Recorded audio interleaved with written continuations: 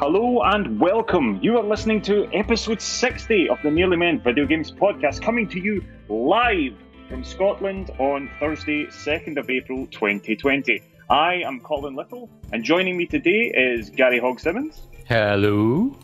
And Mr. Paul Kaczynski. Hi, everybody. We have nothing to do with the video games industry. We don't make them, we don't sell them, we're not even particularly good at them. We are the Nearly Men, and at some point you have probably kicked our asses online. Yeah, we have. Yay, well done. Well. We got through it live. Well, but here we are live on the internet, properly this time. Super live. Live on Twitch. I'm going to come to you first, Gary. Yeah. How are you getting on? I am good. I am getting through my social distancing with lots of video games. Good. Lots of how socially are you? distanced video games. Yep. How are you holding up? The only way.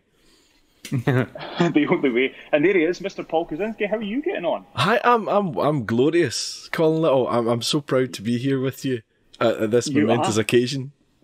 We are here. We are live, and there was a few technical horrors behind the scenes, mainly at my end, but we are here. Woohoo! You are a technical horror, Colin. Yes. Little. I am indeed a technical horror. Whoever decided to get me to present this particular episode, that was a disaster waiting to happen. Can I just go on record saying I don't mind giving a wee peek behind the curtain here that I'm currently sweating. I've got so many buttons in front of me.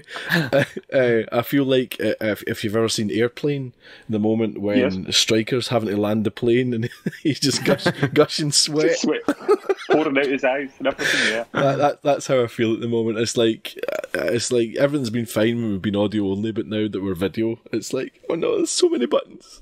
There's just so many more buttons. But hopefully it'll be an entertaining ride for everybody that's here visually. The visual I certainly listeners. hope So, thank you very much everyone who's joined us. Say hello in the chat if you get a chance. Thank you to all our new followers. This is, of course, episode 60, our first episode live on Twitch. And we are here. Lots of fun. We've been rattling away behind the scenes for a very long time. The podcast's been going for years and years now, but we've finally made the jump to hyperspace, and we are now on Twitch as well. So if you're new to the podcast, I think we'll do a very quick introduction. First of all, I'll let you know that I am Colin, and as you're looking, I'm the guy in the middle. I'm what I suppose would be the mama bear in that picture. I'm the middle-sized one, apparently. I don't know if we did it necessarily in ascending height order, but that's me. We've got, to my left, we have Mr. Gary Hogg-Simmons in the RPD shirt. And that's me. That's him there, big Resident Evil fan. More on that later. And of course, the only person in the world that has one of the VR aim controllers, by the looks of things, is Mr. Paul Kaczynski. Excuse me, Gary Hogg's got one as well. Yeah, well, he's got a very useless peripheral in the world. This is true. And we are the Nearly Men. That is some frantic typing in the background from Mr. Kaczynski there. They can't hear that. Goodness sake, I've switched my... Goodness sake. He's not getting the hang of this, is he? I'm not, if you've ever heard any of those TV presenters that have got like 100 different loops in their ears, that's what we've got. I just thought I'd check. Another peek behind the curtains. So, if you're new to the Nearly Men, or you've just joined us recently, why don't you have a quick listen to this? Here's how you can stay in touch with the Nearly Men. Reaching the Nearly Men is easier than ever.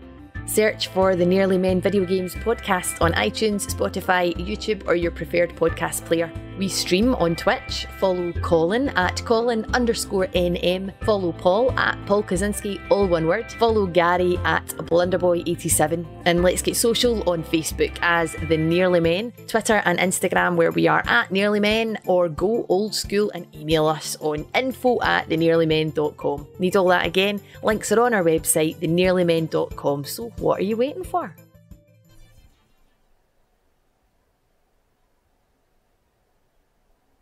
And there we are. So that's how you can get in touch.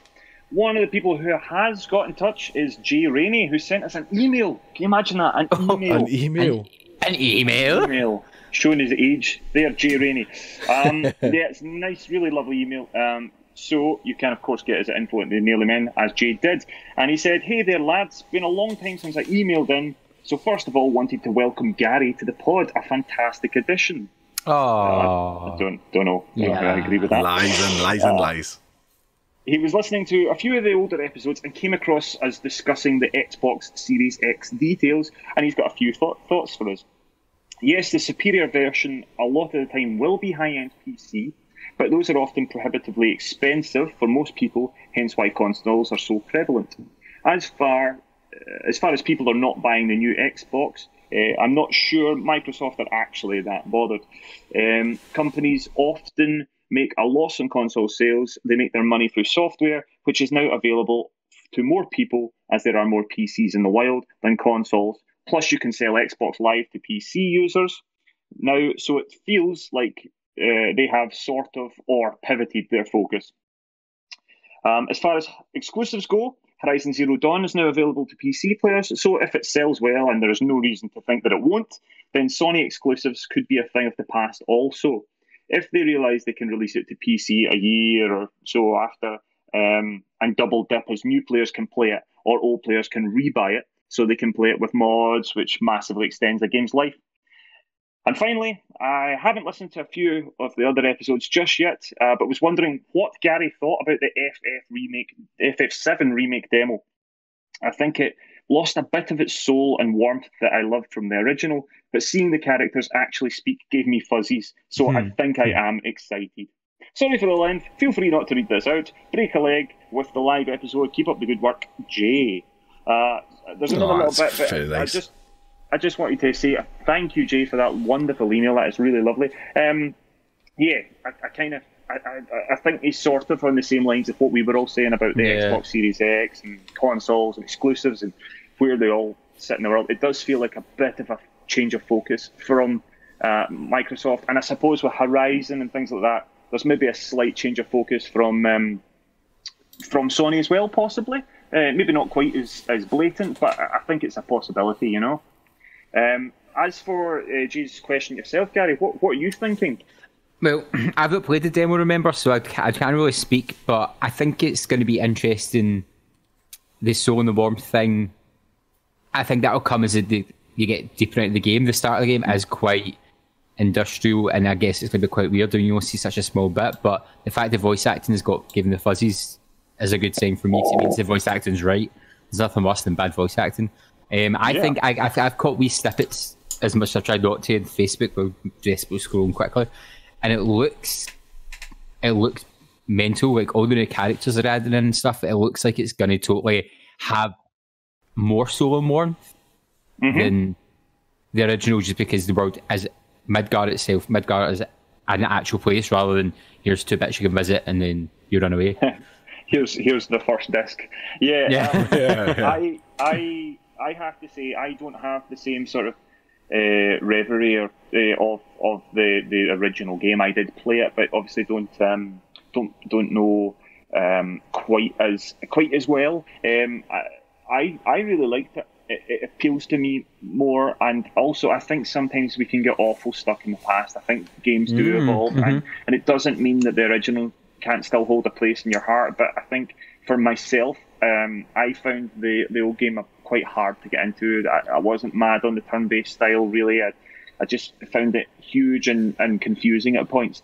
This one feels a bit more accessible. The battles are chaos, but I think that's kind of by design. The sort of, I heard people saying that they wanted them to be like big mental anime battles, so they've definitely got that feel. Any thoughts yourself, Pablo? Yeah, I mean, do you know, I want to ask a question, right, and I don't want the answer to be money, right? Why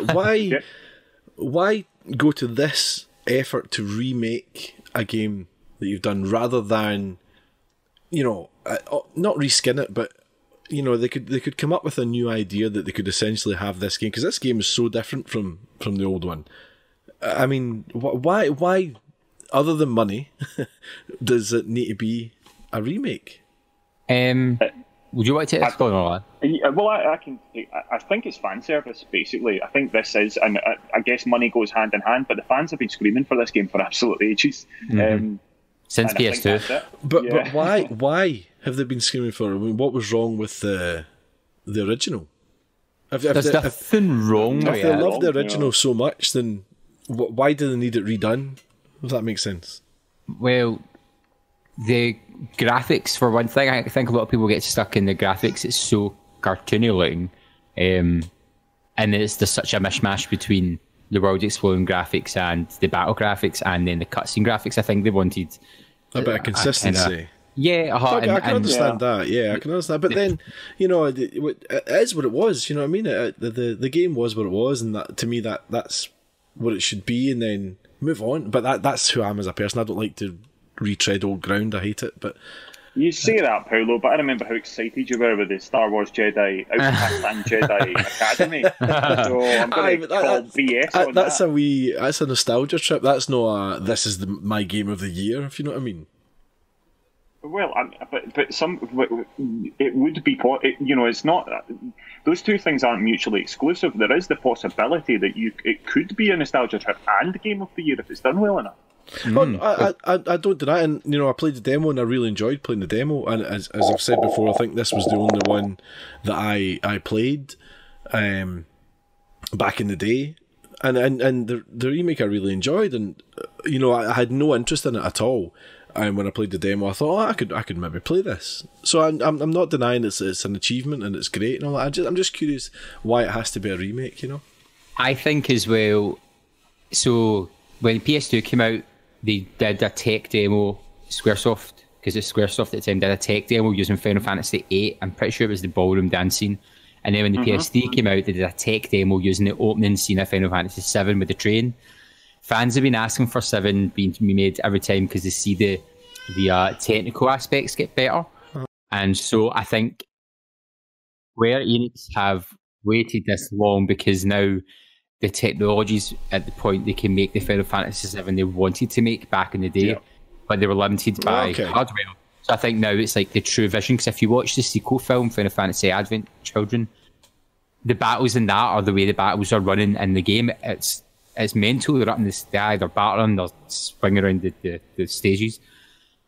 So I think they've held off so long because they want to see how the technology went, but also they can redo their vision and make it 100% the game they wanted way back in 1997 when the first one came out. Okay. So I think there's that. I think it's like a personal thing for the directors and the company as well, and it was their big, huge boost. It was their jump from the SNES, because everyone was in the SNES and the NES, to PlayStation, and it was that they were a well-known games company, I think, but 7 propelled them. Yeah, right. Okay. Massively in the industry. I think. It's summed up really nicely. Actually, I see in the what? In the what? On the what? I can't edit live, Colin. I can't edit it live. In the chat here, we've got a couple of folks saying thanks. What have we got? John O'Rocks, he's given us just straight away. He said the story. The story, that's why you remade it. And an Exterminator 122 says, if it's as hugely successful as I think it will be, please remake Final Fantasy VIII. The best.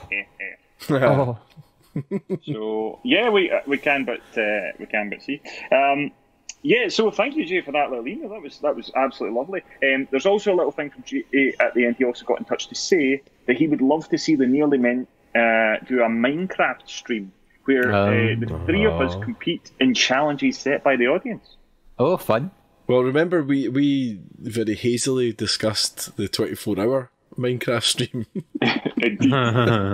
That's not off the table yet. Oh no, I don't know if our hard drives would be able to hold. Can you imagine how much you would fill your console with stuff in 24 hours of Minecraft? But I mean, let's do it. We should definitely do a Minecraft stream. That'd be great. If folk would like to see the Nearly Men stream some Minecraft, let us know in the chat. Yeah.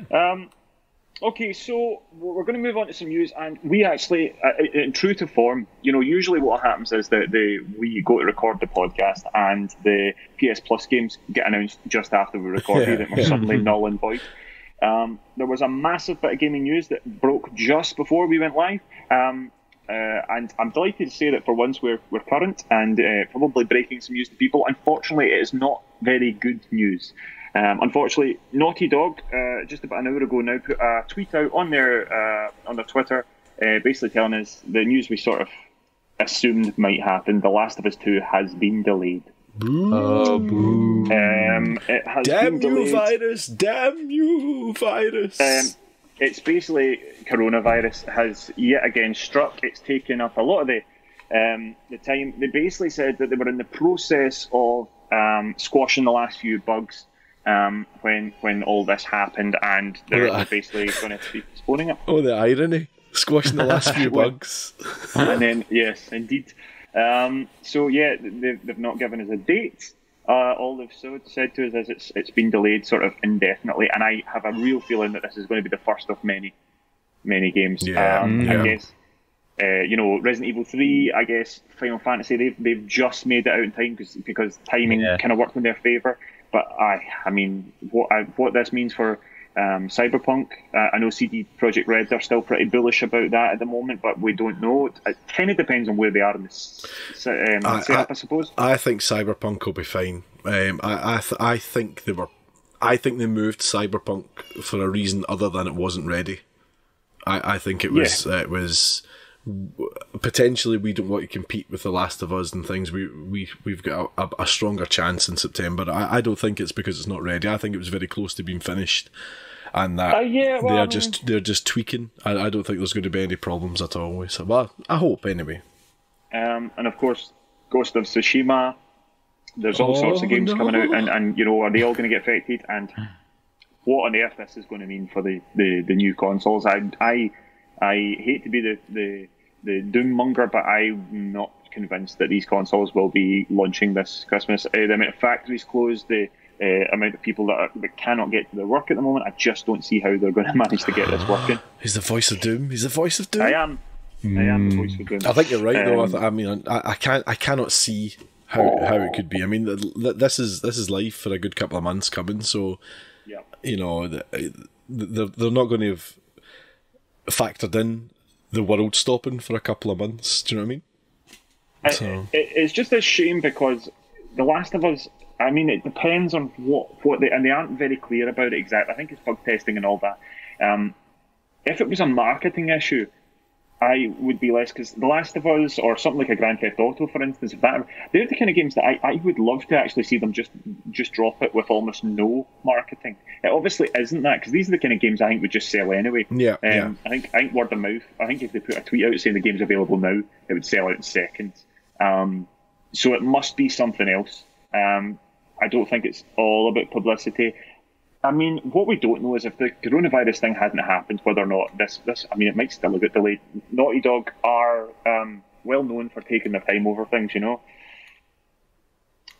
So, yeah, it's a bit of a bummer. And that leads us on to another bit of news.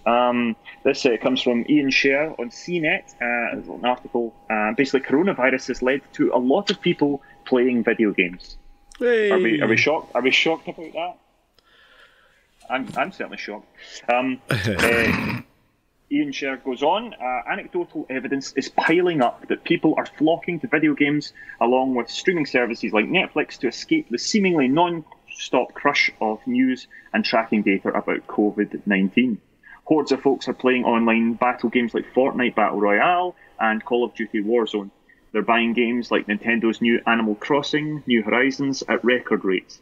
They are spending more when they download titles on their phones, and they are also whiling away an aggregated 10 million more hours each day watching other gamers play online on the streaming site Twitch. I mean, who would just sit on Twitch watching rubbish? Me. I am one of those that have it on in the background. Don't knock it, Paolo, when it's literally our only saving grace at the moment. I'm loving these visuals. That's a smartphone, just in case nobody knows what that is. Yeah, very literal. Oh, and there's there's COVID-19, and that's that won't be much use to the listeners to the podcast, but just trust us, it was great. What I mean, is there anything more to say about that, boys? That kind of makes sense. Yeah. I'm amazed at the amount of people playing games. There's people that have not been up on my friends list for years that are suddenly appearing online. Yeah. I mean, what else is there to do? You know what I mean? It's there's only so much Netflix you can watch before you're kind of a bit saturated and you want to actually do something with your hands. Well, that's it. And don't finish that sentence. Behave yourselves, gentlemen. The other thing is that, you know, I've actually spotted a whole bunch of people on Facebook and stuff, people who aren't even gamers, who are desperately trying to get hold of a Nintendo Switch. Oh, they're sold out everywhere. Yeah, sold out absolutely everywhere. So yeah, one of my friends, shout out to Chris if he's out there, who hasn't bought a game. I've been trying to get him to get a PS4 for years. Coronavirus was the final nail in the coffin, and sure enough, he got a PS4. Good choice. Happy days. I think it is leading, and you know, video games do get a lot of grief sometimes, and sometimes it is actually deserved. However, you know, it can be helpful, and it is encouraging people. It's giving people a reason to potentially stay inside and making staying inside just a little bit more bearable, you know? Well, what's great about it is all the, you know, the high profile sports are now turned into the computer game versions to play and things. You know, like we said last week about the FIFA game. You know, NASCAR I think has been online. The hockey, I think Madden players have been playing as well, and it's just it's that wonderful thing that when something like this happens, where all the good stories are people coming together to make life bearable and fun again and things, and it's great to see these athletes kind of just joining in the fun. I mean, I think was it Motherwell were playing a kind of FIFA tournament as well. Did I see? Yeah, a couple of Motherwell players. Tony Watt was playing. Well, Motherwell were playing one that was set up by Leyton Orient, I think, and Declan Gallagher represented Motherwell. But Motherwell themselves, Tony Watt, he's a big streamer. Tony Watt has been streaming for years. He and a number of his Motherwell teammates, Declan Gallagher and Sherwin Seedorf and David Turnbull, have been playing online with other Scottish footballers. I think Simon Murray was playing with them, Harry Maguire from Hearts, Marvin Bartley from Livingston, various folk, and they're all playing together on Ultimate Teams and streaming and making more competition for us. So thanks for that, lads.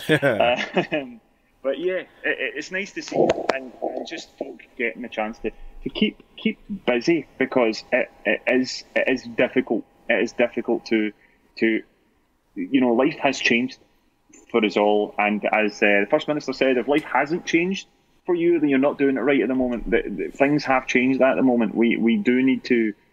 We can't just live our lives as normal. You know, we're trying as the best we can to keep things light. But you have to keep away from folk. You can't be going to see family and friends all the time. And luckily enough, things like Twitch, things like you know, the PS4, things like a house party or Zoom or Skype or whatever. These things are all helping to keep people in touch. And of course, technology gets so much grief at times, but it is doing some good as well. It's so important at the moment. Yeah.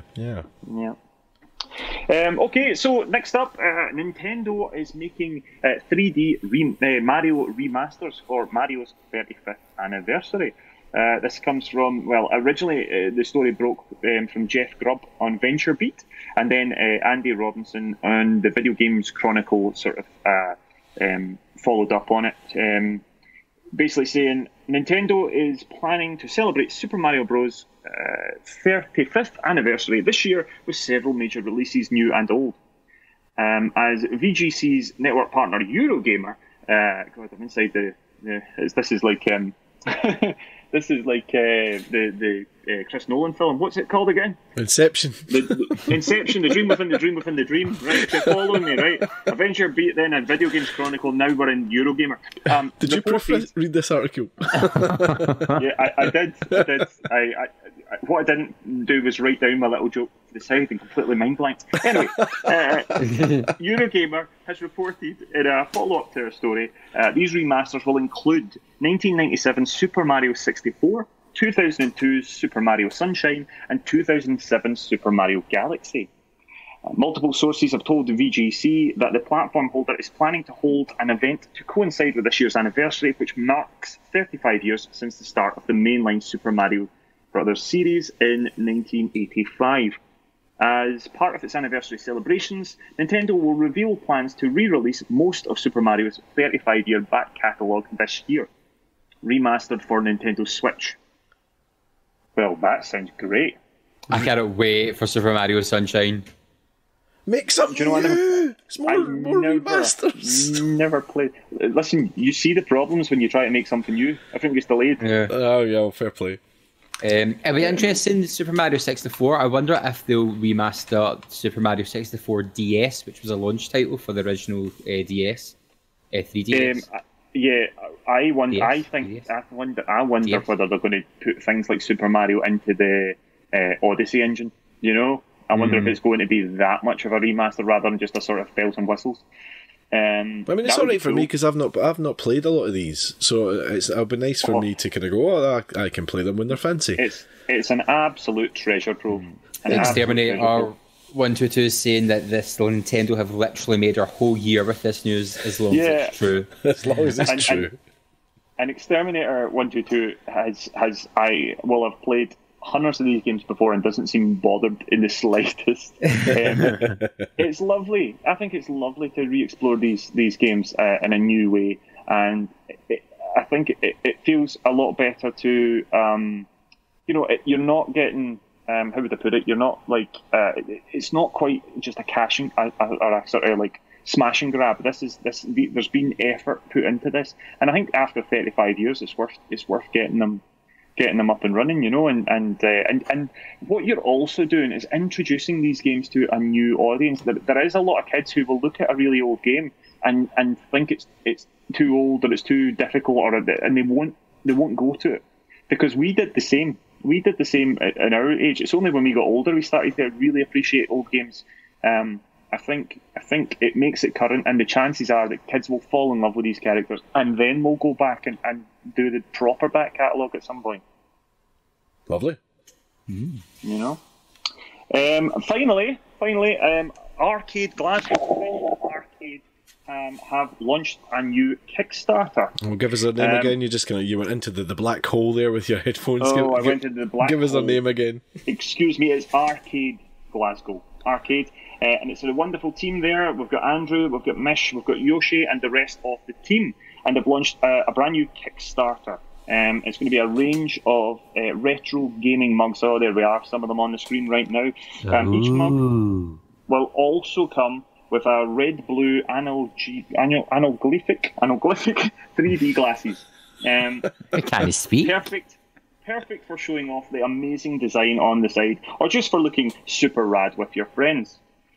So you can see it there. There's various different ones. They've got some brilliant designs. There's an arcade cabinet. There's some controller buttons. There's a D20, and of course the arcade is of course synonymous with games and noodles, and we've got a lovely noodle cup there as well. And of course they're emblazoned in arcade hashtag, which is of course hashtag send nudes. And as you can see, they've got a little bit of blue and red about them as well, which will give us, with your sunglasses, with your 3D glasses, they'll jump, they'll come to life. Would you believe it? I'm having a bit of a nightmare here. My bloody PC's just come off. Right. So, yeah, I have. Who needs a script anyway? An absolute disaster. Luckily enough, I've gone old school. I do have my script. I backed the Kickstarter myself. I swooped in. There was an early bird offer, and you can get in there. Just head to Arcade. You can find them on Twitch. They're on here. They're also on Twitter as well. Arcade Glasgow. And you'll find the link to their crowdfunder there, and get yourself a cool mug. I have ordered a D20 one for myself. I'm really looking forward to it, and I really can't wait for the glasses. I think it was actually the glasses that really sold it for me. He's a simple man. Indeed, I absolutely am. So yeah, what do you guys think? Is there a particular mug you like yourselves there, boys? I quite like the arcade cabinet. I do quite like that. It's very cool, isn't it? Yeah. I'd be going for the D20. I knew you would be. The arcade cabinet and always the other going ones. for two. Always going for them all. Yeah, just the whole set there- for him. Yep. I like Pokemon. when I last checked, they were just over halfway to their goal with 3 weeks to go. So there's plenty of time to get fired in there if you so wish. I would heartily recommend that you back them. I can't wait. Support them would be great, because we've been to a few events at Arcade, and we actually had a night out at Arcade, because you can rent the space for an hour or two. We did indeed, and it was so much fun. So the gang there are just really accommodating, good chat, and so definitely go support them with these cool mugs. Absolutely, and in these particular times that we're in at the moment, supporting local business is so important. It really is. The guys do so well. It's such a great place. We love it. Myself and Paulo and Gary have been in a couple of times. We went in for a retro afternoon. We were playing ZX Spectrums and Commodores and all sorts of stuff. And they do a fine array of food. As Gary said, it is available for hire as well. Obviously not at the moment, but this is a way to keep things going behind the scenes. And of course, give them a follow. Watch all their streams as well on Twitch. They are there as well. Well, that's a fair bit of our news covered. But Paulo, what have you got for us now? Oh well, I've got. Of course I do. I've only got a wee couple for you. Really quick ones as always. The Final Fantasy VII Remake has been shipped early, and basically everyone's breaking the street date. So they shipped the game nice and early so everybody would have it for launch, and apparently all the retailers are just breaking the street date and sending them out and giving them out and all that. So Square Enix have put up a big post basically saying, please don't spoil this. So if you are going to get the game early, keep stum and didn't tell anybody all the goodies that are happening. Have you ordered this one? Absolutely. Scrooge McDuck. Yes, of course I have. How is it in the post, or have you to pick it up? No. I digitally pre-ordered every game coming out over the next couple of months. So Persona 5 Royal, Final Fantasy 7, and Resi 3 I digitally pre-ordered on the PS Store just to be safe. And I even went to the extremes and pre-ordered the super duper version of Final Fantasy 7 because it came me some extra summons, and I'm a sucker for extras, so I was like, give me some. Well, here's hoping nobody spoils it for you and spoils all the goodies early. Keep off that Twitter, son. Kill them. I think this is fair play. I think they did all they could, really. They wanted to get the games out to people, and I can also understand why retailers were getting it out quick as well. At the moment, they're just trying to get orders out while they can. It's a real uncertain time that we're in at the moment, and what you're meant to do. I don't really know. It's not ideal, and you just hope. You just hope for the decency in people that people won't. And we know that some folk will just ruin things. But what else can you do? As Paulo says, just keep off the internet, I guess. Just go into Twitter or whatever and mute those words. Mute every word you can find, everything you can think of about. I'm going to mute the world. Mute the world. Yep. Switch off the world.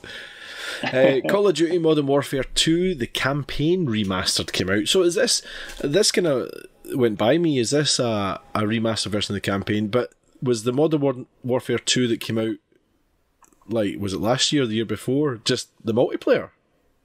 No, that was Modern Warfare, not Modern Warfare 2. Oh, okay, gotcha. So that's what we played on the 24-hour stream. Yes, this one is the one with the famous or the infamous no Russian. Well, there will be no Russias in Russia because PlayStation once again, I believe, is deciding not to put it on its store in Russia. Basically, I think because Russia are saying we don't want it and they will not buy it. So once again, PlayStation are not putting Call of Duty on their store in Russia. The Xbox and the PC are still going to come out next month, but it means that nobody in Russia will have Call of Duty Modern Warfare 2 campaign remastered for a month. So they're a month behind the world. I see. There you go. Anyway, that was your Cozy's Crumbs. Just two wee morceaux. two Two lovely little morsels, indeed. Exterminator saying you. there, I hate the no Russia level. There's no challenge, no joy, and the ending is the same no matter what you do. It should have just been a cut scene. It's definitely a controversial scene. Is that the airport scene? Yes. Yeah, Right, yeah. cool. For anyone that doesn't know, you're sort of undercover with a real bad bunch of guys, and you basically commit a terror attack in an airport.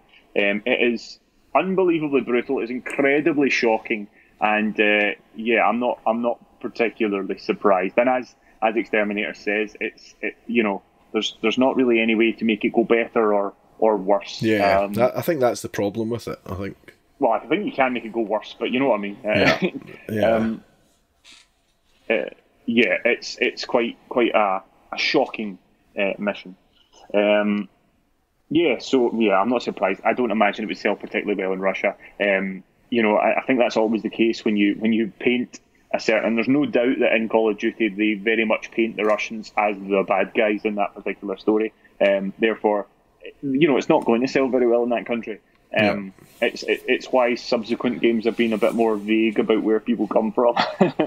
An all-out American game saying that the Russians are the baddies? What? I know. Who would have thunk it? Scandalosa. That's us so far. That's us had all our news and our crumbs, and we've got something really exciting for you now. We've got a treat. We've got a special guest, haven't we, Paolo? We sure do. We do have. We've got hugely successful voice actor Katie Townsend, and you're going to hear from her right now. Now, I'm extremely lucky to be joined by a gloriously talented and wonderful performer who you already know from great roles such as Kate in Fallout 4, Suvi in Mass Effect Andromeda, and more recently as Charlie in Call of Duty Modern Warfare. It is, of course, none other than the delightful Katie Townsend. Woo! Hello, Miss Katie. Welcome to the Nearly Men Video Games Podcast. I'm very excited to be here. Thanks for having me, Paul. You're very, very welcome. Now, first question off the bat. You have been... Yep. You now reside in California. Yep. How long have you been staying in California? I have been in California for about, must be almost a decade. Almost a decade. Okay. I know, isn't that insane? On a scale of 1 to 10, where is your Gerard Butler accent? Oh, God, no. At 0. I'm going to roll at 0. I have to agree with you. Is that something that's sort of made fun of over there? I'm sort of a little bit out of the loop. Gerard Butler, yes. Or Gerard Butler. It doesn't say his T's. Gerard Butler. He's crossed over. He's crossed over to the dark side. We've lost that one, unfortunately. Every time I speak to you, I'm always surprised at how non-Gerard Butler you are, because I would assume it would just happen because you're just soaked in it. But I'm always surprised how non-Gerard Butler you are. I think it does. I definitely have my moments. There's always a red flag if an American person asks me if I'm from Minnesota, and then I'm beat flag. But yeah, so that's always a red flag. But yeah, I think as soon as I talk to family or friends, someone from Glasgow, I'm right back in it. So excellent. It's like you never left. That's such a funny question. I thought you were going to say, how long do you plan to stay in California? And I was like, well, with this pandemic, probably, definitely. Yep, you're there for now. Exactly. How is the environment? I mean, we've spoken about it very briefly on the podcast, but we try to not get too deep into it or anything like that. Sure. How is the tone over there? How does it feel over there?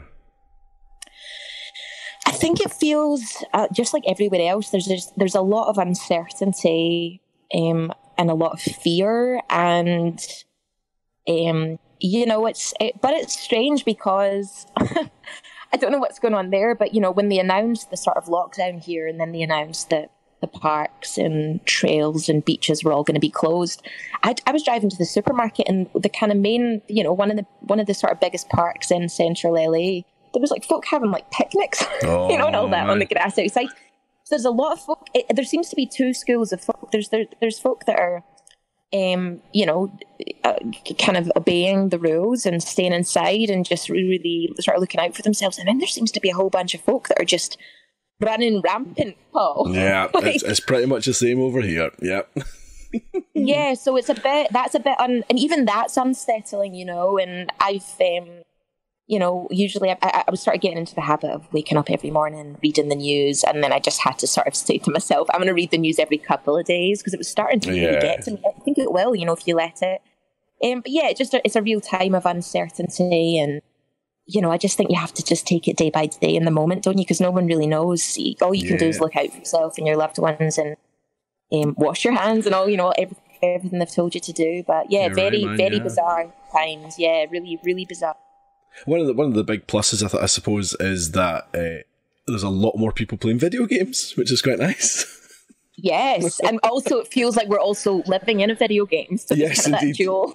I think it was Greg Miller on the Kinda Funny podcast, I think, was saying he was flying to Canada just before all the flights and all that kind of stopped, and he said he was in the kind of lounge, and he could see people kind of talking about the virus and things like that, and on the television there was reports from like China and things like that with scary kind of people getting taken out in beds and things like that. And it said it suddenly dawned on him that this is how all zombie movies start. Exactly. I can't get that image out of my head. That's the first couple of scenes. I love that so much. I saw like a tweet from a scientist who specializes in diseases, and his sort of pinned tweet on his page was something like, every great sci-fi movie starts, or every great disaster movie starts with someone ignoring a scientist. Yes. And I thought that's just so, not pointing any fingers, but I mean it's kind of true. But yeah, certainly. Yeah. People spending a lot more time inside these days. So yeah, video games are definitely on the table for a lot of folk. In fact, a friend of mine actually dropped my my PlayStation 4 off on my doorstep the other day, because it was just sitting there. I'd left it in the back of her car. It'd been there for a while, and I just hadn't. I've not even played Call of Duty yet. Oh, slap my wrist for that. So that's actually, I know, isn't that absolutely insane? So yeah, this is the perfect time to like get into the game and to get into others. So you've got quite a good CV of video games now. Well, of course, I've got Fallout 4, which was huge. You're the voice in Adrift as well. Another great game. Oh yeah, that's right. Suvi Mass Effect. Were you in Crackdown 3 as well? Yeah, I was in Crackdown. That was fun. Happy days. Yeah. And then, of course, Modern Warfare. But there's another one here I was going to ask you about. Is it Final Fantasy 13? Is it 13 that you were in? I think so. The lightning. Yeah. That's right. It's just that I think yes. That could I did the same there. That could potentially be Gary Hogg's favourite Final Fantasy, I think. And if we tell him this fact, he might come over here, California, as soon as the virus is done, just to meet you. No, please do, or before the virus is done, just rebel and that's right. So there's certain you can get hired to do sort of background voices and sort of bits and pieces. And of course, there's you were the voice of, oh gosh, I've forgotten the name of it actually, the Google game, Niantic one. Oh yeah, so that was the first game I ever. It's called Ingress. That's the first game I ever. That's literally the first game I was ever part of, and because at the time it was run by Google, and then now Niantic Labs. For anyone who's listening, Ingress was the sort of brainchild of Google genius John Haneke, who's the creator of Pokemon Go. So Ingress was sort of this experimental sci-fi game that preceded Pokemon on that kind of same platform. And yeah, it was amazing fun. That was a game that sort of took me all kinds of places. It's an augmented reality game. It takes place in real time, real locations, real in-person characters, and so I got to fly all over the world with that game and take part in these events that they call anomalies and sort of interact in person with the gamers there. And it was an amazing, groundbreaking game at the time. So it was really cool to be part of something that was just so different like that. Brilliant. So are you a big gamer, would you say, or have you been a big gamer, or is this something that's kind of come to you later in your young life? Well, it's a great question. What my interest in games kind of started with this with a dusty old hand-me-down Sega Master System. Oh, if you remember those. There you go. I don't know if we've spoken about this before, but I think this was like I was about 5 or 6 when I got given this thing, and I think it was a hand me down like a neighbour's sister or something. Yes. Random, and so it was introduced to such great Sonic the Hedgehog, like Wonder Boy 3, yes. and my favourite game. I'm sure we talked about this before. The Michael Jackson Moonwalker game, very controversial. Yes. Yeah. So you play as Michael. You basically wander around warehouses and casinos collecting children.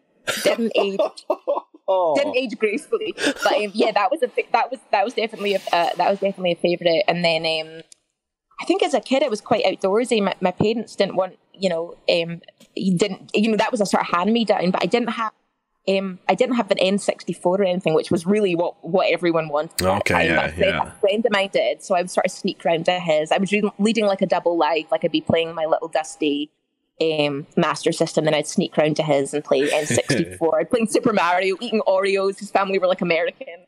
It was like, yeah, bit of a double life. But and then I had like, the usual. I had a Game Boy, I had a Game Gear. Do you remember those? Oh, Game Gear, yes, yeah. We had one of those, and then when my parents divorced, I got a PlayStation as like a consolation prize, and fell in love with like Crash Bandicoot and Tekken 3, which is still one of my favorite games. And V-Rally, do you mind V-Rally? V-Rally, no, that's a new one on me. Oh my god, a classic! Can you get into that? That's a classic from the sort of. I don't know if I think it's from the original PlayStation, but yeah. Then when I was a teenager, I kind of just got distracted with all the terrible things that teenagers get distracted by. Yeah. And eventually ended up moving to LA and was not a gamer, and then was somehow I think it was like the first year I got to LA, I was somehow invited along to the E3 convention. Oh yeah. And that's when everything changed. Like that was like this Marty McFly moment for me. It was like I'd been catapulted in the future. Like I felt like I'd been living under a rock for years. It was just this explosion of colors and sounds and visuals and devices, and it was like, and for me that was this kind of that was kind of a jolt into the reality of sort of modern gaming, and that kind of that was my first the first of me dipping my toes into that world. But then and then it was maybe about a year or two afterwards that I cast in Ingress, which was my first video game I worked on, and then my first sort of principal in a mainstream game was Fallout 4. Brilliant, yeah. Do you know, I never got far enough in Fallout 4 to actually play with you, which is really good. Everyone says that. I think you can access Kate about 9 hours. I think it's like 9 hours in, unless you were playing way longer than that and you didn't, which is possible, but it takes a while. Yeah, it's not out of the question. I still have it, so it's not out of the question. Okay. I'll revisit it. It just did not grab me at the time. It could have been what I was playing around it and things like that. But I do know that Colin Little did meet you, and I think kept you as a companion for quite a long time. Oh, did he? Brownie points for Colin. Do you know, I asked the boys to fire over some questions that they wanted me to ask you. Sure. So I'm going to pick and mix, shall we say, of the ones that I quite liked. I'd quite like to know the answer to. Sure. So when you get into a booth to record a big game like Fallout 4, how much do you know about the plot of the story, or do you even have a character arc at that time? What happens? So the answer is very little. Like, I think interestingly enough, there was a kind of law brought in a while ago to sort of kind of combat some of that lack of transparency and sort of other things that were problematic for video game actors. There was a big sort of video game actor strike that I won't get into in case I'm some feathers. But there was all, when I was working on like Fallout, Mass Effect, there was very little information. And so when you're auditioning for some of these games, a lot of them are sort of, a lot of the game titles are protected by code names, when they send out the breakdowns for casting. But, you can sometimes tell from reading the scripts, there'll be little like keywords or references, like say you were reading for a script and it referred to like Nuka or names of monsters that you recognize being part of the Fallout. Fallout series, you might be able to sort of piece it together and figure it out. But for example, when I when I did Mass Effect, Suvi was only referred to as like this sort of nondescript like it just said scientist. Okay, right. And didn't have a lot of information about the character. And so, but that kind of enabled me to sort of fill in gaps and flesh out the character as much as I could as we went along. But it was also, you know, with a lot of these big open world games, a lot of them are done as cold reads. So, which means you don't get the scripts in advance. So a lot of the time you're basically going into the booth, popping on the cans and then just reading the lines as they come up on screen, you know, and it's, yeah, really. And so it's, you know, that's certainly, it's a very fast paced and challenging way to work, but it's certainly, I remember when I did Fallout 4, I definitely felt like I'd been sort of hurtled into the into the deep end. God, I can imagine. It's like, what is happening? Oh, wow. But yeah, it's really challenging. So often character arcs and things will just reveal themselves over time. And, you know, when you're recording, you know, you could be recording over say you're recording over a year and doing a sort of, maybe you're doing a session once a month or something, the sort of character reveals and arcs and little sort of different aspects of the character sort of reveal themselves over that time. It's interesting. It's definitely an interesting way to work as an actor.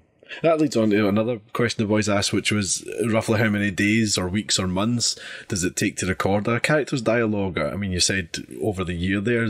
I presume it's different each game, but is there a kind of, you know, when you get signed up for Fallout 4, is it a case of like you record it all at once, or is it over a number of sessions over a number of years? How does it work? Well, usually it depends obviously on what kind of project it is and the size, you know, the size of the role and how much sort of dialogue there is for the character. But, you know, it could be anything from sort of like days to months to year. Some of that atmospheric stuff, you may be just in for a day or two. Okay. But for something like Fallout 4, you know, it's sort of, you know, it was, say with Fallout 4, I think I recorded the dialogue over like a year and a half. Okay. And I'd be just going in every now and then at the studio, you know, and sort of they would just reach out maybe like once a month or whatever and say, hey, can you know come in next week and there's more dialogue to record. And with Call of Duty, I had less sessions, but they were closer together. Right. Okay. Yeah. And there was less dialogue for that character, but sort of more sort of thorough technical directions. We spent longer on, you know, even though there was less dialogue, we spent longer on the dialogue that we had to work through, which was really fun. But yeah, it just depends. I mean, when I got Warzone, the Call of Duty Battle Royale mode, and my first task was to unlock you. I'd made that choice because of my misgivings with Fallout 4. I thought, I'm going to have to get Katie right away. Oh, I'm so happy. How did it go? Do you know, it's so much fun. It's so nice to hear your voice. It genuinely is. And I definitely do things more just to hear your voice. And it's lovely that you're Scottish in it as well. That's a bigger bonus.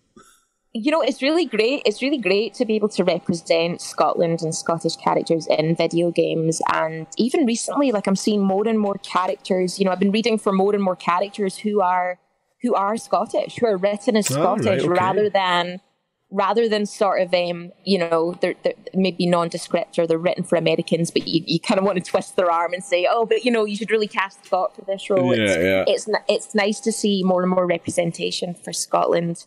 Particularly Glasgow. I think Glasgow, you know, whenever people think, or certainly whenever Americans think of Scottish people or Scottish accents, they think about sort of Edinburgh or that sort of high, that musical. But they never think of Glaswegian, you know. So it's kind of every now and then I'm seeing more and more coming out, you know, asking for like a Glaswegian accent. I think, come on. It's because Glasgow's the best, isn't it?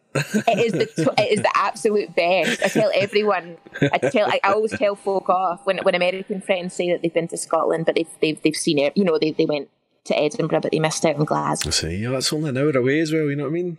Oh my God, you're missing out. So cool. You're missing out. Way, the best. Just an hour away. Oh my God, wait. So, Katie, would you say is there a particular game or series that you would love to work on? I mean, let's open that up rather than let it be a future thing. Is there a game you wish you worked on, or a series you wish you were part of, or anything you'd be chasing a part for? Well, you know, I'd love to. Obviously, you know, I've had some principles so far. I'd love to be like the in a sort of maybe like an original property, like an action adventure series or something.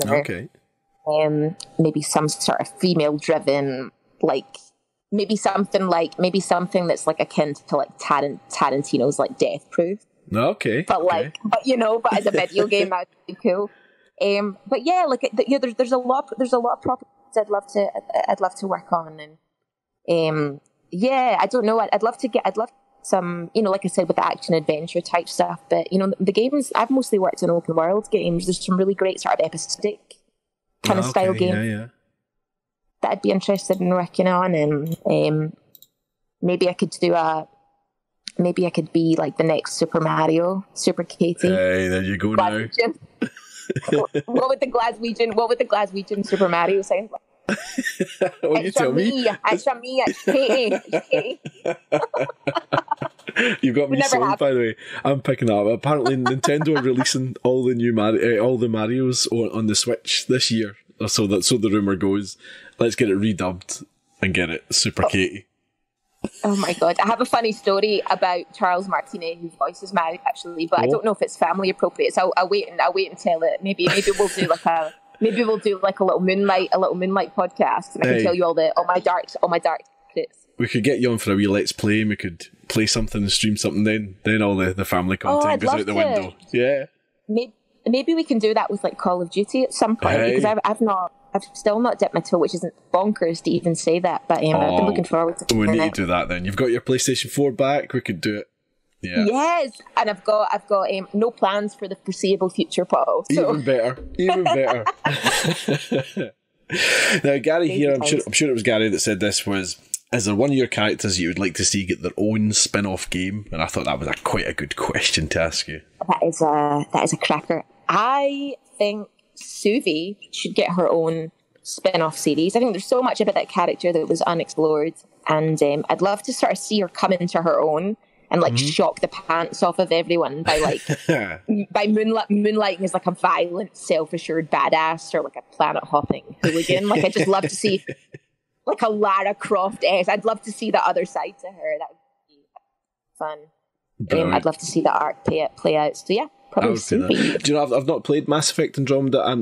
I'm way behind in Mass Effect. I think I played the first two, and I think that's where I left it. But I know Gary. They're so great. That second game. That second game is really, in particular, really great. Yeah. But you should give Andromeda a wee whirl. I think you would enjoy it. The combat in Andromeda is great. Well, I heard it was a kind of return to form. I know it had a lot of problems when it launched, but it was one of these games that got fixed and 6 months down the line became a really good game apparently. And it's just sad it had that poor launch. Here's another one for you. Now, I think I might know the answer to this just by the way you're talking. If you were stuck on a desert island with one of your characters, who would you want to be stuck with? Oh, that's a really great question. I think, to be honest, the most palatable and easygoing of the characters I've played is definitely Suvi. Okay, yeah. I think Suvi is probably the least arranged of the characters I've played, and for that reason, I would want to be stuck on an island with Suvi. I think we would just sip on some earth tea and just ponder the vastness and the wonders of the universe. I think it'd be quite pleasant. You're selling me on Suvi here. I might have to pick up Mass Effect Andromeda now. Oh, she's lovely. Honestly, like voicing Suvi was such a pleasure, because she's just such an incredible character and a lovely character. So I really enjoyed. Definitely, I think that should be incentive to get into the game. Hey, sold me. I've got a wee fun thing to do with you. Sure. I got obsessed with this during pantomime last year, where you would do the thing where you ask somebody, or you give somebody two things, and you have to immediately choose which one you'd rather have. So it's an instinctive thing, okay? So I'm going to give you two things. You've got to answer right away. Just go with your gut. Yeah. Katie Townsend. Are you ready? Got it. Oh, no pressure. Plain or peanut M&Ms? Plain. Oh. Oscars or Golden Globes? I'm going to say Oscars. Mm-hmm. Superman or Batman? Batman. What? No. Totally. Come on now, Absolutely. Katie. Come on now. Absolutely. Now, I know for a fact that you know Superman. I literally know her. I actually played Dean Cain's daughter in a movie, so I feel bad saying that. And you've said Batman. I mean, you're going to have to live with that now. I know. I don't know what to. I don't know if I can live with myself after just in such a just spiraled now. All right then. PC or Apple Mac? Apple Mac. Oh, away you go. PlayStation or Xbox? PlayStation. Good choice. Sonic or Mario? Oh, Sonic. Oh, did not expect that. Oh yeah. X button or cross button? X button. Oh, there you are. Nolan North or Troy Baker? Awkward question for reasons I can't disclose. That's a whole other conversation. I'm going to say that's a whole other conversation. I don't know those guys, by the way. Troy Baker. Fair play. Kate or Charlie? Can't answer that question for legal reason. I don't know. All right, scrub that one. Suvi. Yeah. Excellent. Thank you, Katie. Thank you. What's next for Katie Townsend? I mean, obviously the whole world has stopped and has ceased to function, but is there anything in the pipeline coming down or what? Well, yeah, I was working on a game or two, and so I'm hoping those projects will continue once we're able to sort of move back out into the world.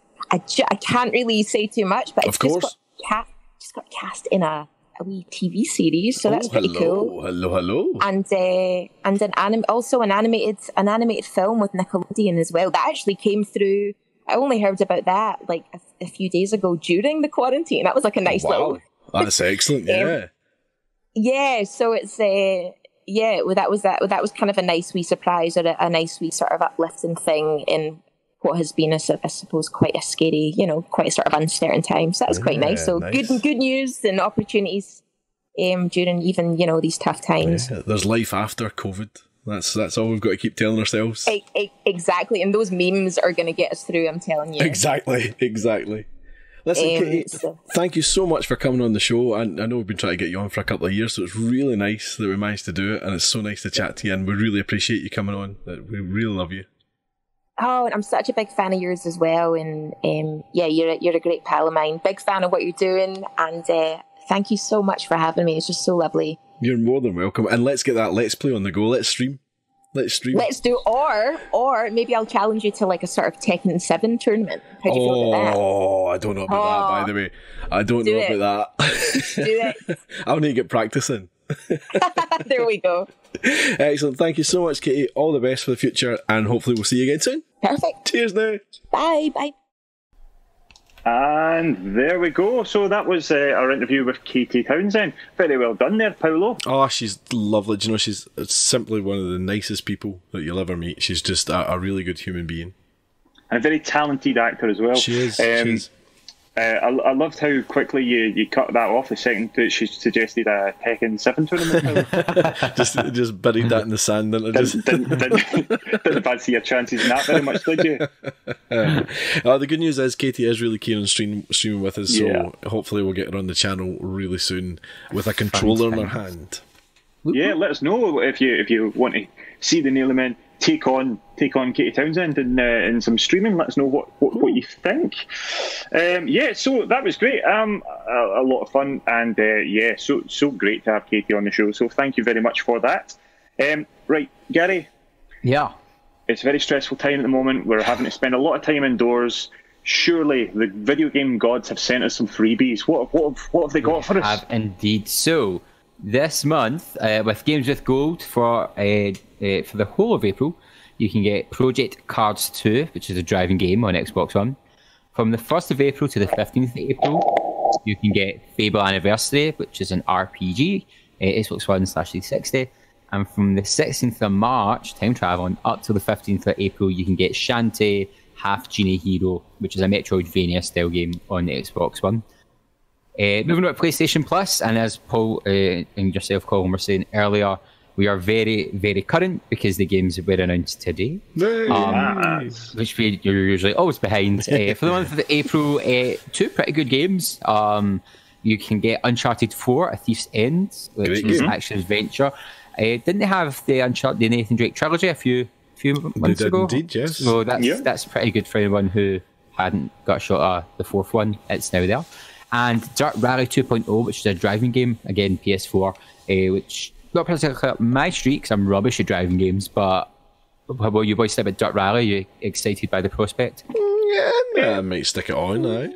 Yeah, I'm not a big racing game guy myself, but I certainly might give it a chance. Last game I really got into was Drive Club, I suppose, and that's sort of showing my age because that's long gone now. That was a isn't it? launch title. Well, it was meant to be. Well, it was meant to be. The last driving game I played and loved was Rage Racer on the PS1. Oh, back in the day. So, yeah, A while ago. I was just like, wee, career mode. But so that is your freebies for Thank April. you very much, Mr. Hogg. Can I just jump in and just say that Viper N95 in the chat was asking if we're taking questions. Obviously, the Katie interview was indeed pre-recorded, but we are live at the moment, so we will take questions in the chat and we'll answer them at. Great idea. Yeah, so any questions, get them in the chat and we will pick them up. Right, moving on to the games, boys, and the games we've been playing. And I'm going to start straight off the top by letting you in on a little secret. I got to play a game pre-release.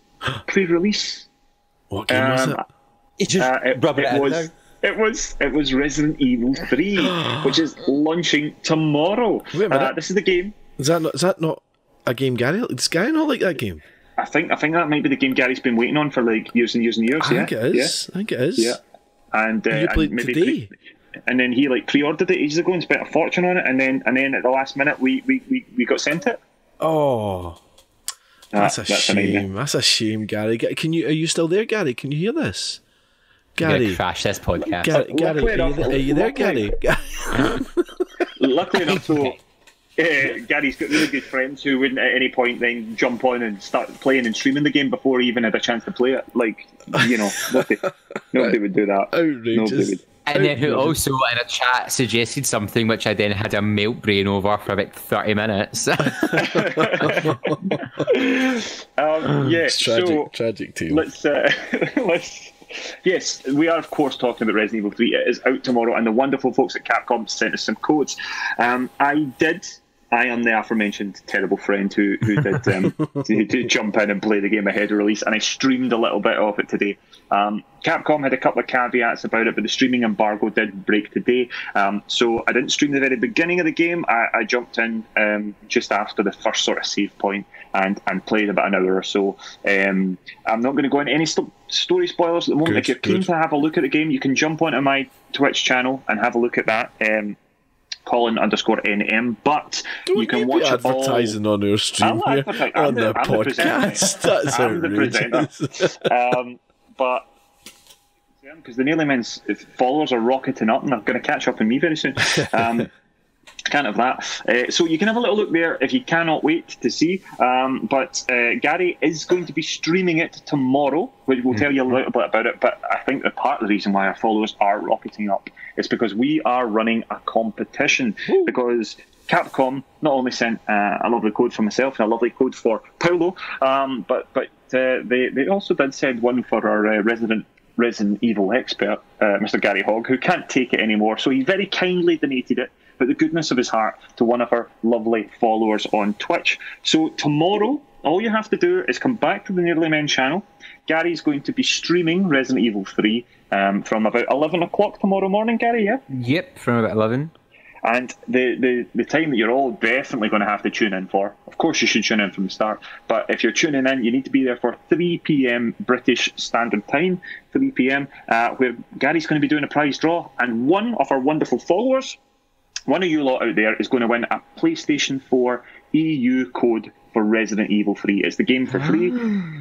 You can get your name drawn into the hat. We will send you, you'll get you an email or a DM or whatever, and we will send you that code, and you could be playing Resident Evil 3 for free this time tomorrow night. Woohoo! I should state that an EU version of the game does apply to UK, just in case anybody in the UK is going, it's not us. The EU version does apply to us. Yes, because Boris and Farage can't take that away from us.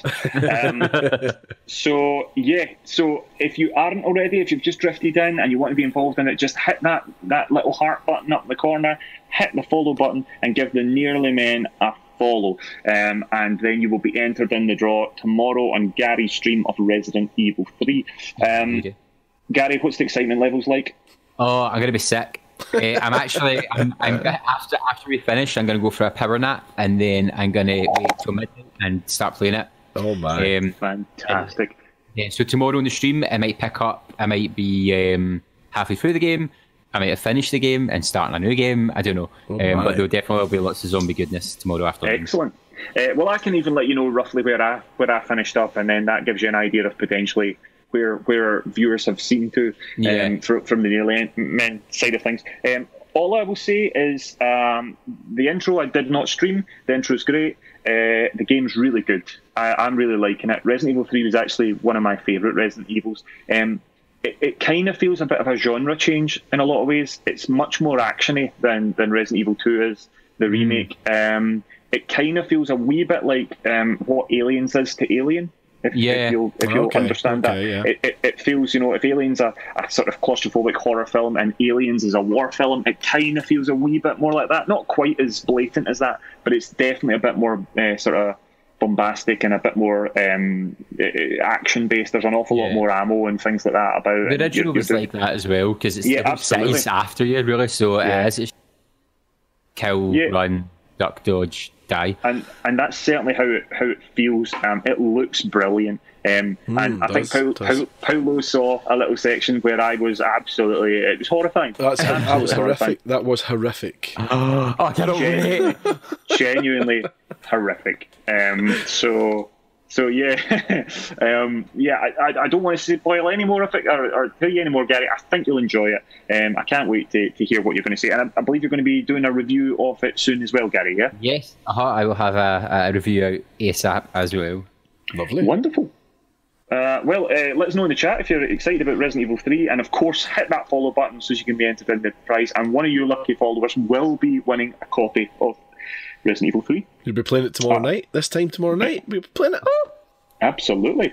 Speaking of reviews, I did a review just the other week for id Software's absolute smasher. One of my favourite games, and possibly Game of the Year now. There's not many others coming out. Doom Eternal. I absolutely loved it. You'll be able to check the review out on our Facebook page. It is there, and check it out. I think it's a really great game, and absolutely madness. The chaos factor is astonishing. The visuals are absolutely brilliant, and it's a lot of fun. So much so, and I enjoyed it so much, I was streaming a bunch of it, and Mr. Gary Hogg got a bit of the green-eyed monster, didn't you? You started watching it. Absolutely. I joined in just to see what the fuss was about, and then I was so inspired I had to go back and play Doom 2016 just to finish that. And was that enough, Gary? Was that enough for you? It was. No. Doom 2016 wasn't. I finished that and was straight into downloading. I actually think I downloaded Eternal before I finished Doom 2016. Oh my. It is excellent, isn't it, Gary? It really is. It's absolute craziness.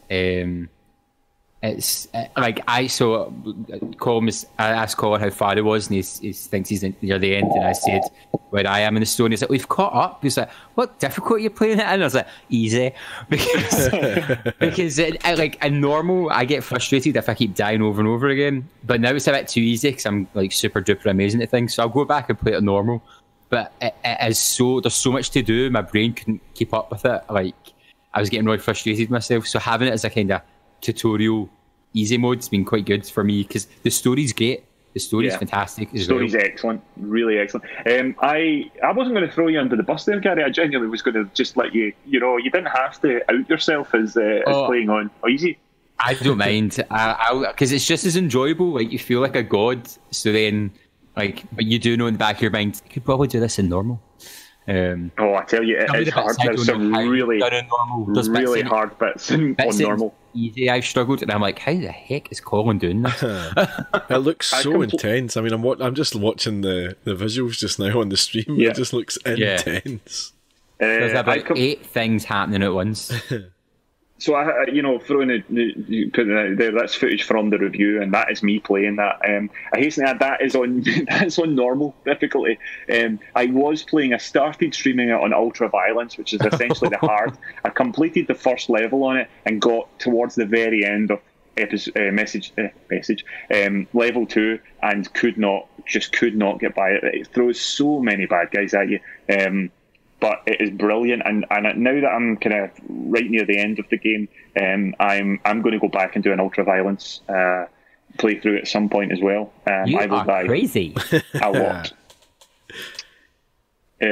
So Doom Eternal is absolutely brilliant for me. I think it's the best Doom ever, and I've played them all. I've been streaming them all. The only one I've not played yet, which was sent to us as well by the wonderful folks at Bethesda, they sent me Doom Eternal. They've also sent me Doom 64, which I did play in the Nintendo 64 when it first came out. I'm really looking forward to going back to playing that. But of course, when they send you Resident Evil 3 as well, you're like, this is the world's smallest fiddle coming out to play for me. But I just had too many good games to play. You'll be doomed out your nuts, son. Well, indeed, indeed. That's been taking up quite a lot of my time. I've been playing a bit of Call of Duty Warzone as well with yourself, Paolo, and yourself, Gary. And it for the first time ever. It was fun. I don't think we need to do an awful lot on this just now, but just sort of general feelings. What do you think, Gary? That was kind of your first time playing it. I definitely see me playing it with other people. It's a game I could go in and just play with randoms, or I'd sit and play for fun. But I was playing with yourself and Gav, who's a follower, and the littlest little, and it was good. I liked it because you and Gav knew what to do, so you're telling me kind of what to do, and I managed to call out a few soldiers. I killed someone. I got a kill under my belt. I escaped the gulag every time. Yeah, you did. We were actually our gulag game was strong. Yeah, but I did enjoy it, and I didn't get the sicky heart race palpitations I get sometimes when it's a stressful situation. So it's something I would be playing again, but not for like casual fun, just with pals. Yeah, well, I think we might well be playing it with Voice of Charlie, Katie Townsend at some point as well. Yeah. That'd be great fun. Right, there's one more that we were all playing. It was a trial, and that was last weekend. It was Ilphonic's Predator Hunting Grounds. We were all looking forward to this. We've all been big fans of Friday the 13th. It's had a rather mixed response online. I see a lot of the fanboys whining and various folks trashing the visuals and trashing the matchmaking. I don't know about you guys, but I had a lot of fun. Oh, I loved it. It was great fun, yeah. I don't know what the problem is. I mean, I can get what they're saying about the graphics, but the graphics didn't bother me. It's about the gameplay, man.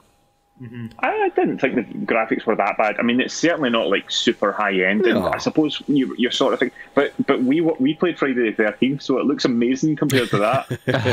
You know. I thought it was really good fun. It was more or less what we wanted. I think they're going to rebalance it. It was a trial for a reason. There's obviously things they're going to explore. There will be tweaks, but I think playing the Predator's hard, but I think it will be a lot of fun. Yeah. What I really liked about it was a couple of things. There was the fact that the Predator was quite scary and could come out of nowhere, as opposed to Jason, who would kind of sluggishly approach you and you could run around the table to get away from him. And also the fact that the Marines, you know, as in the camp people, were had something to do. What did you call me?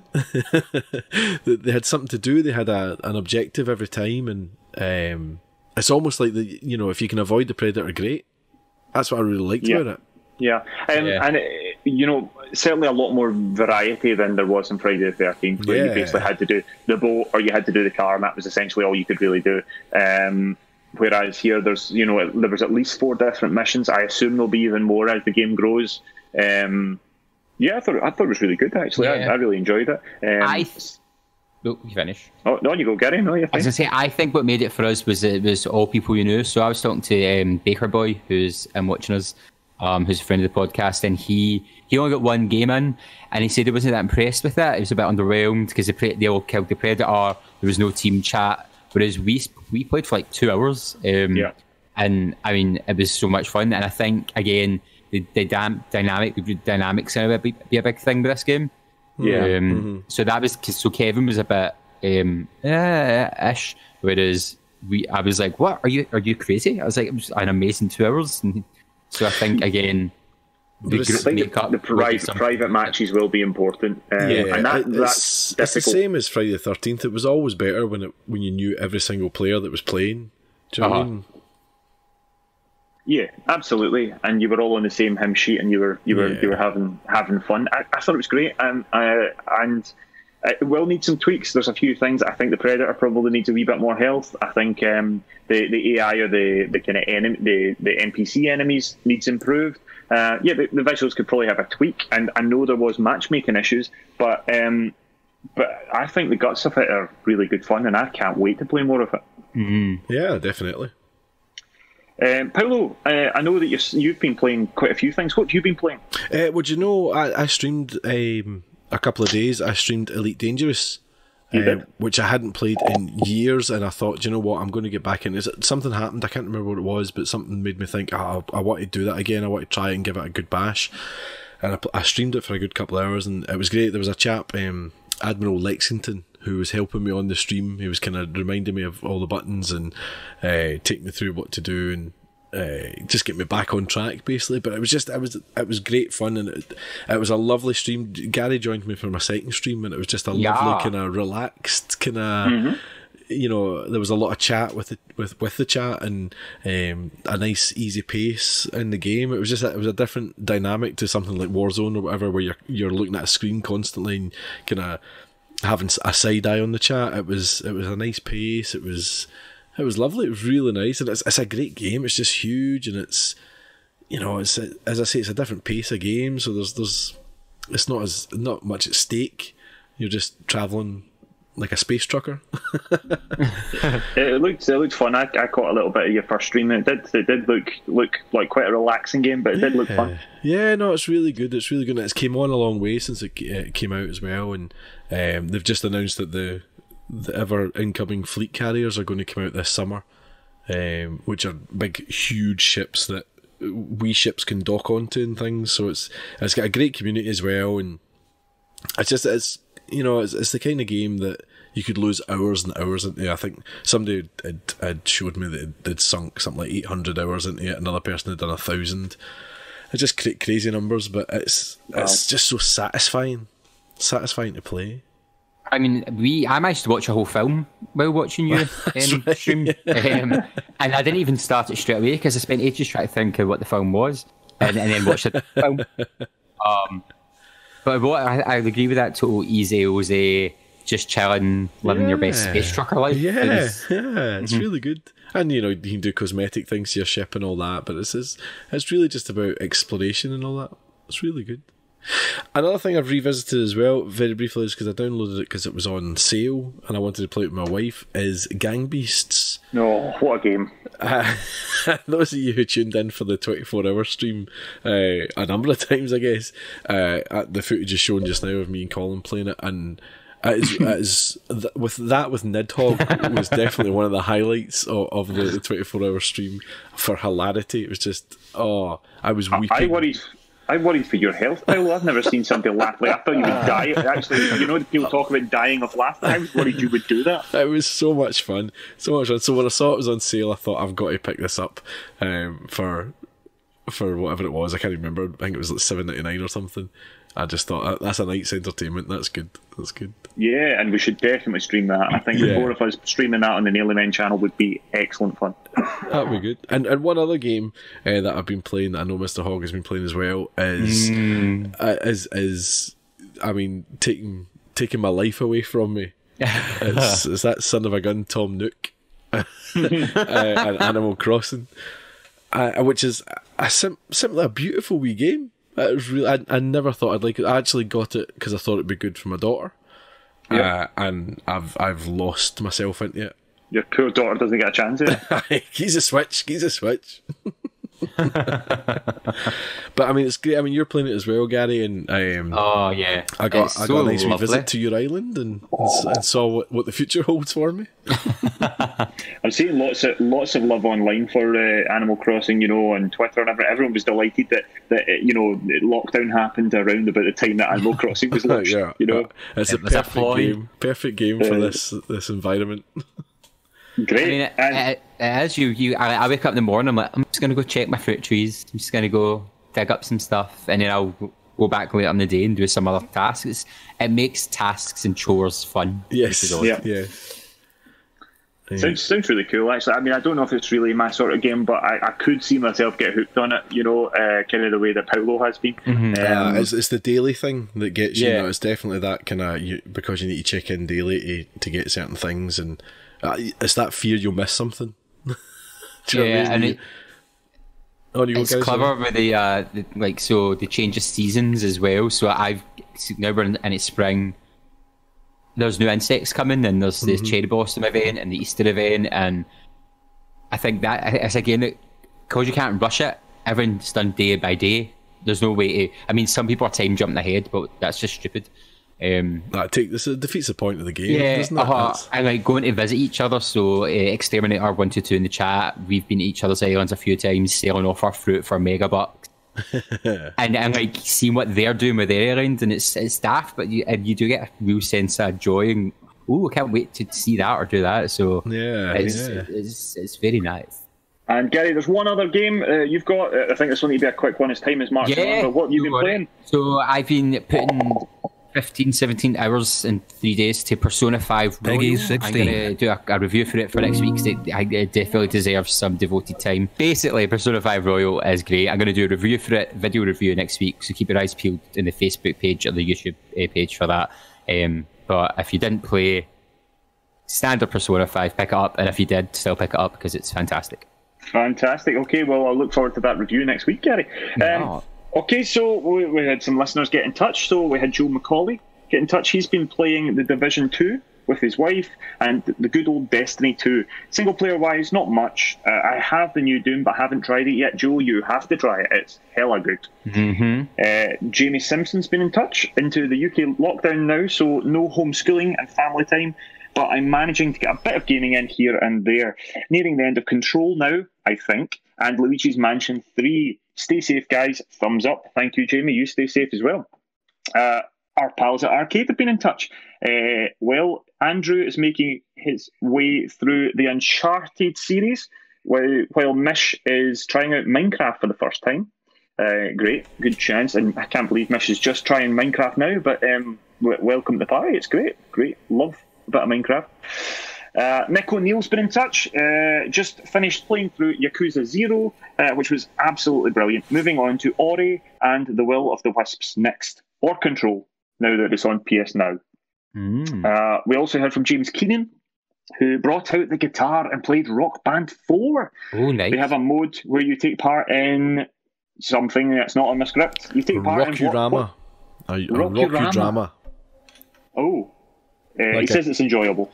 Like a kind of, behind the scenes kind of thing.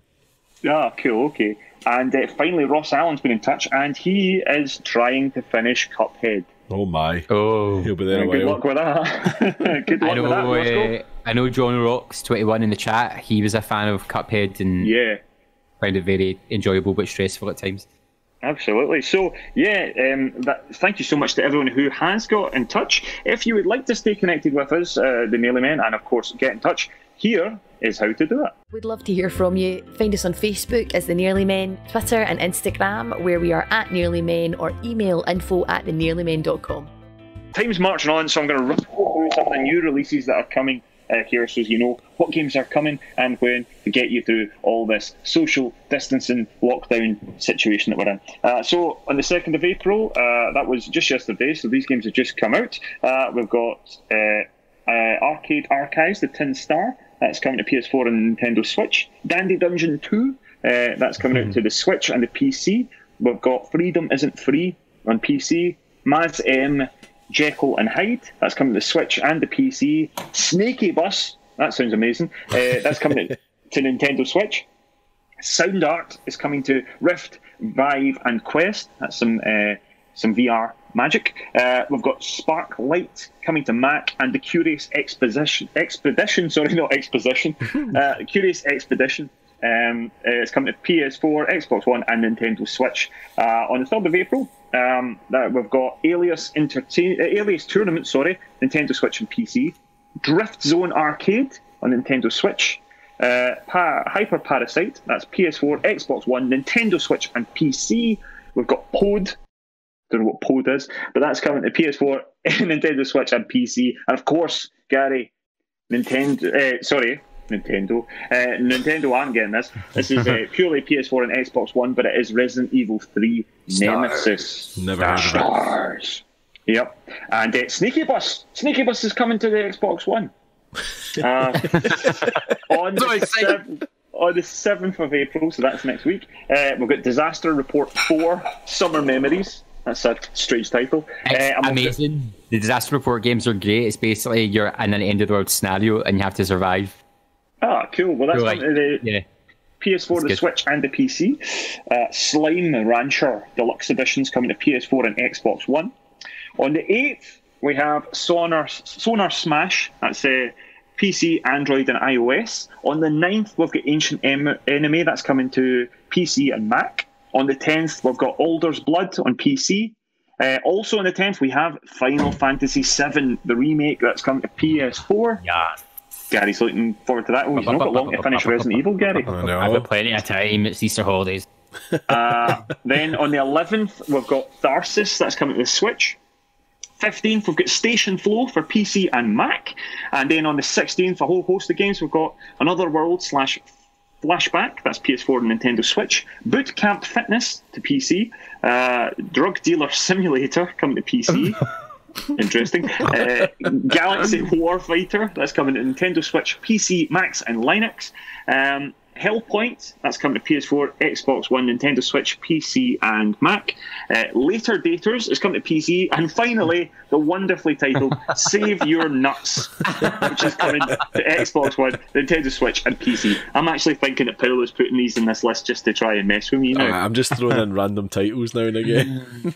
Paolo, do you have any major opinions about Save Your Nuts? Save your nuts? No, I mean that's good advice, I guess.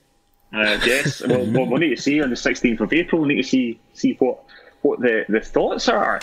So obviously there's a couple of big ones jumping out as Resident Evil 3, obviously, and Final Fantasy 7, of course. I'm intrigued by Snaky Bus. Any others jumping out to anybody? Another World Flashback. I feel like I've played that recently. I don't know what I played it on, but maybe it was on. I don't know.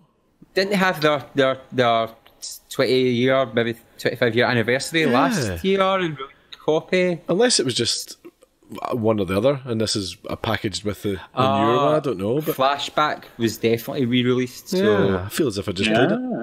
Yeah, but good games.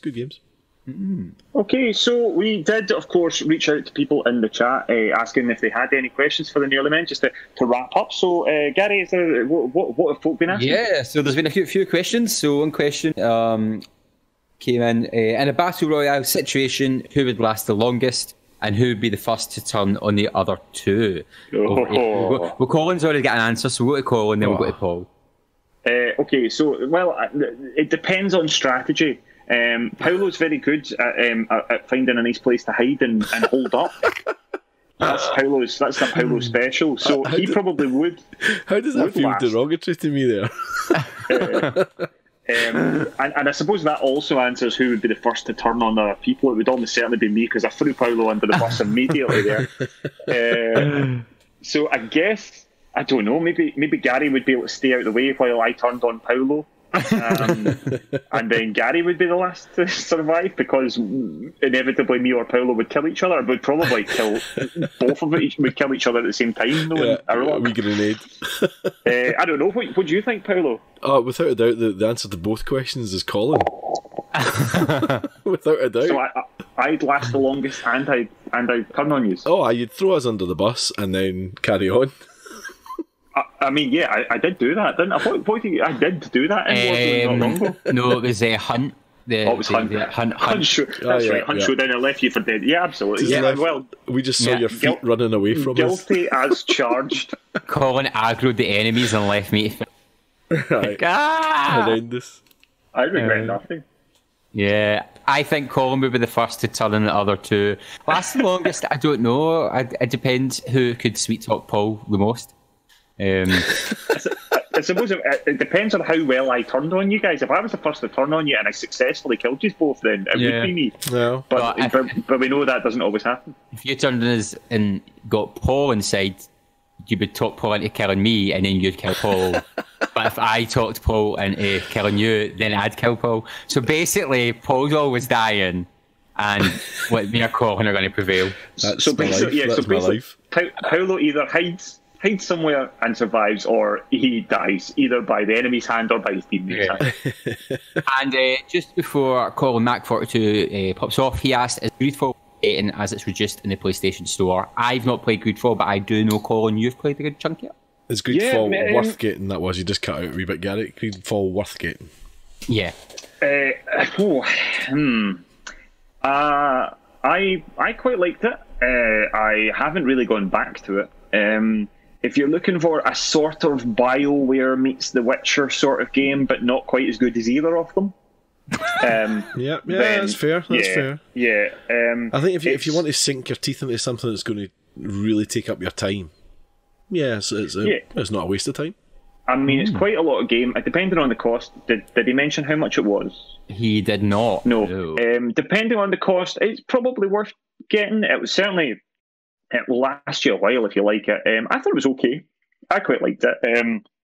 I thought the story was very good. And there's lots of sort of branching quests and stuff that can take a bit of time. 1999.